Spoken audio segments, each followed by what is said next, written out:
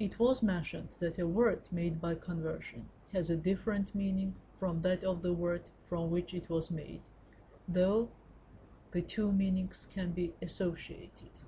There are certain regularities in these associations which can be roughly classified. For example, in the group of verbs made from nouns, some of the regular semantic associations are as indicated in the following list. The noun is the name of a tool or implement, and the verb denotes an action performed by the tool. For example, to hammer, to nail, to pin, to brush, to comb, to pencil. The noun is the name of an animal, and the verb denotes an action or aspect of behavior considered typical of the animal. For example, to dog, to wolf, to monkey, to ape, to fox, to rat. Yet, for example, to fish does not mean to behave like a fish, but to try to catch fish. The same meaning of hunting activities is conveyed by the verb to wail. The name of a part of the human body and the action performed by it. For example, to hand, to leg, to eye, to elbow, to shoulder, to nose, to mouth. However, to face does not imply doing something by or even with one's face, but turning it in a certain direction. And to back means either to move backwards or, in the figurative sense, to support somebody or something.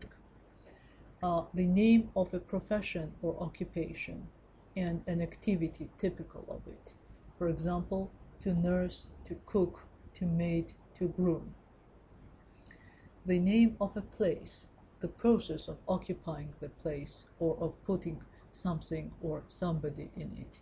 For example, to room, to house, to place, to table, to cage. The name of a container and the act of putting something within the container. For example, to can, to bottle, to pocket. The name of a meal and the process of taking it. For example, to lunch, to supper. The suggested groups do not include all the great variety of verbs made from nouns by conversion. They just represent the most obvious cases and illustrate convincingly enough the great variety of semantic interrelations within so-called converted pairs and the complex nature of the logical associations which specify them. In actual fact, these associations are not only complex, but sometimes perplexing.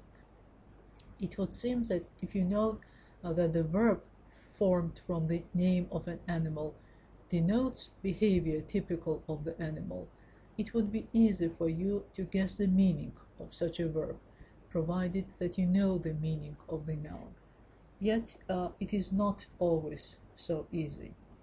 Of course, the meaning of to fox is rather obvious, being derived from the associated reputation of that animal for cunning. To fox means to act cunningly or craftily. But what about to wolf? How is one to know which of the characteristics of the animal was picked by the speaker's subconsciousness when this verb was produced?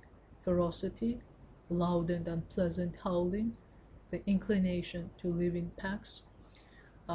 Yet, as the following example shows, to wolf means to eat greedily, voraciously. For example, Charlie went on wolfing the chocolate.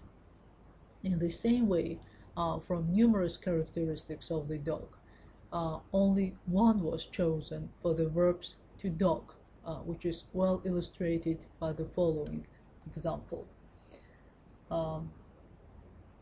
I pity any detective who would have to dog him through those 20 months. It comes from John Fowles' novel, The French Lieutenant's Woman.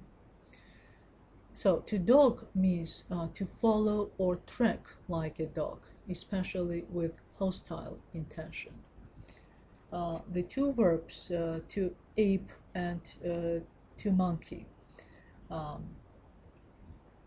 which might be expected to mean more or less the same, have shared between themselves certain typical features of the same animal.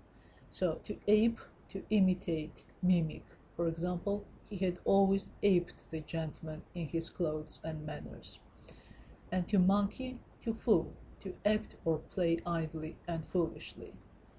To monkey can also be used in the meaning to imitate, but much rarer than ape. Now let us deal with this anecdote, which shows that the intricacies of semantic associations in words made by conversion may prove somewhat bewildering, even for some native speakers, especially for children. "Mother," said Johnny, "is it correct to say, water a horse when he is thirsty?" "Yes, quite correct." "Then," picking up a saucer, "I'm going to milk the cat." So the joke is based on the child's mistaken association of two apparently similar patterns. So water as a noun and to water as a verb. So milk as a noun and to milk as a verb.